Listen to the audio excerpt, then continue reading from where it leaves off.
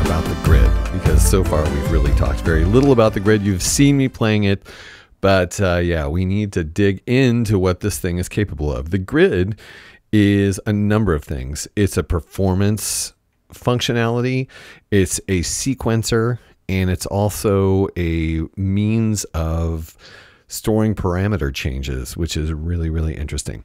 So in this video, though, we're just going to talk about it as a performance function, as what amounts to a keyboard. I am typically a keyboard player, so this is really exciting and fun for me because I get to physically, musically interact with this device, and I prefer that in a device, being able to actually do that. So having this is fun. The fact that it doesn't take the format of a typical keyboard is, I think, also fun because it inspires you to do different things. As a person who has played keyboard all my life, I tend to do the same things on keyboards, and with an interface like this, I'm doing new things that I wouldn't even expect myself to do. Okay, let's start off. I have the play mode in monophonic, so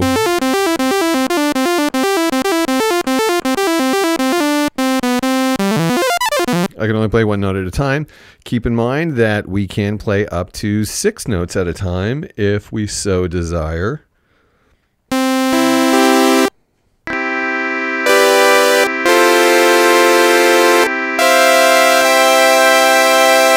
So you can play this just like a typical keyboard in the sense that you can hold multiple notes, you can play different lines, you can play melodies while, certainly playing chords. Let's see.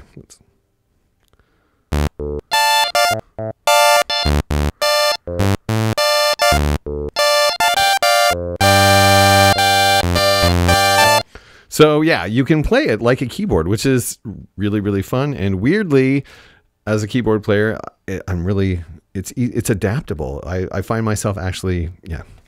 But anyhow, so it is definitely a keyboard instrument possibility. And there's a lot of functionality tied to what happens when you play it as a musical instrument interface. So we're going to talk about those. A lot of them lie right here in our preset menu. So I just press this knob, which is super fun, having a knob that you can press and turn. We're going to go past tempo, swing, sequence length, sequence mode, and land on scale. So if you're going to be playing this, you're going to need to know what are the relationships between these buttons. What notes do they represent? We can go into scale and go up to chromatic. Okay.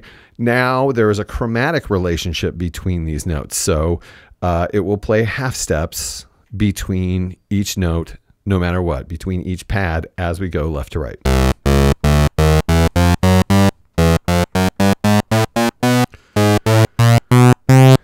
So here's our octave, and you'll notice it kind of went backwards here and there.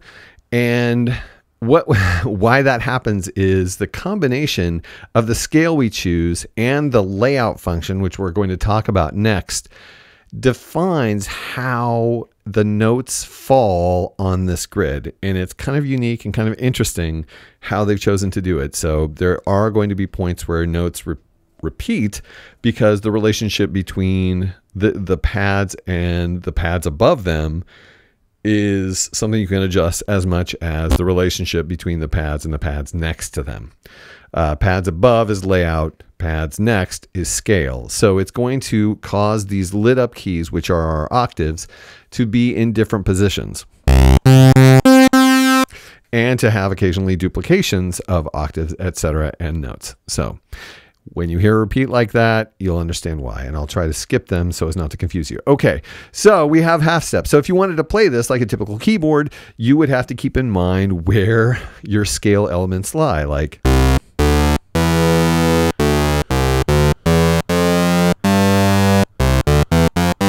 so I've skipped the accidentals, otherwise it would be.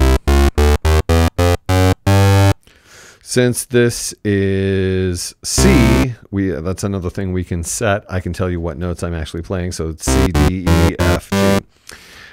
If you know those traditional intervals, this might be a great way for you to play this device because you can play accidentals, so you aren't stuck to a major or minor scale that you might actually want to expand. And you can make a shift if you'd like to, if you want to shift between them.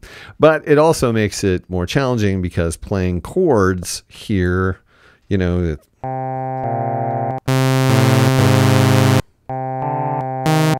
you have to find the notes of your chord. It's harder to visualize. Half steps are harder to visualize. I don't know what the notes are in this region because I have to count half steps. It's harder to visualize half steps. So, okay, I can stop talking about chromatic right now. We can move on to something more immediately functional. Here's minor. I'm going to put it back in. Natural minor, so you have the lowered seventh.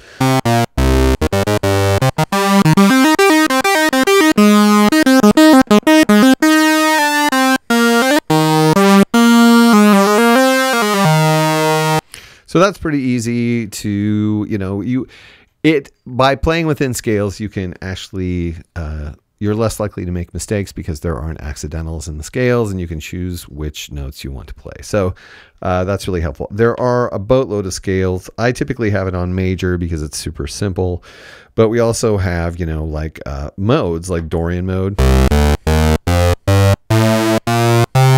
which is has a raised sixth. It's like playing D to D on a piano.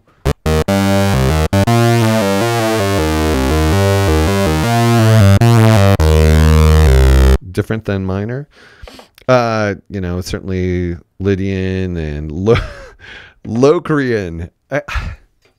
Okay, am I too old-fashioned, too Western tradition? But do we really need to play in Locrian mode? I know they do in jazz sometimes, but come on, your fifth in here is a tritone. Your fifth is a tritone. Okay, so from now on, I'm going to invite all people who play Medusa with the grid as a keyboard to employ Locrian. Let's embrace Locrian.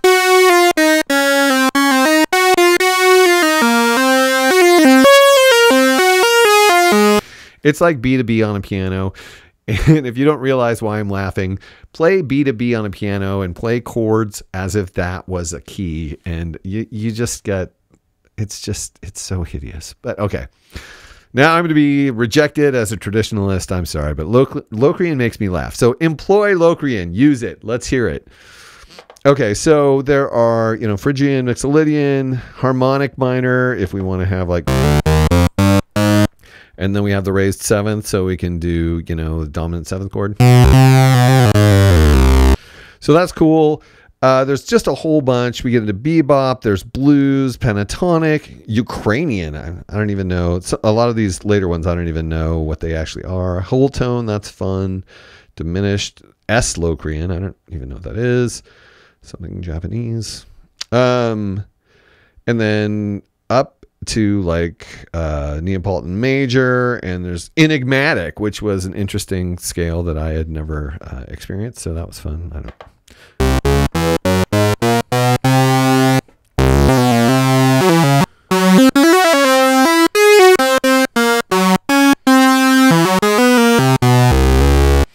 kind of random to me. Again, revealed as a Western traditionalist. Okay.